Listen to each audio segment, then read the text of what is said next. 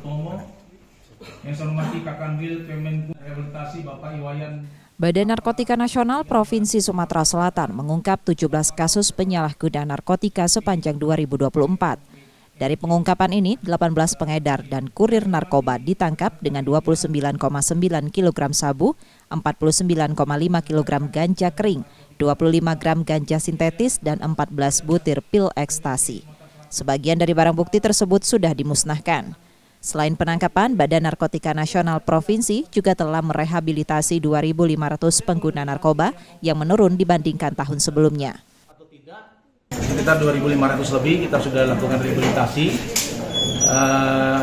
Itu semua panti rehab yang ada di wilayah Sumatera Selatan ya, baik yang swasta maupun yang milik pemerintah, termasuk yang di BNN. Kalau BNN kan sifatnya yang kita punya di Poliklinik Pratama, BNN baik yang di provinsi maupun BNNK, itu sifatnya rawat jalan.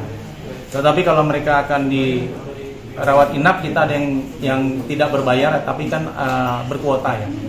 Ada di beberapa tempat di Lampung, Kalianda, Deli Serdang, dan sebagainya, termasuk Lido. Dan pemerintah sementara yang di sini belum memberikan mungkin sedang akan direncanakan memberikan kuota untuk rehabilitasi yang tidak berbayar, kan gitu ya. Karena memang kalau nggak salah orang miskin itu diberikan dispensasi untuk tidak berbayar pada saat akan dilakukan rehab. Nah, tapi kan ini kan prosesnya harus mengajukan surat dan sebagainya.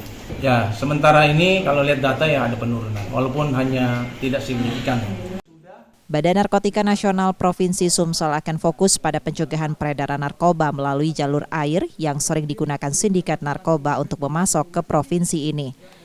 Yudi Kiswanto, Kompas TV, Palembang, Sumatera Selatan.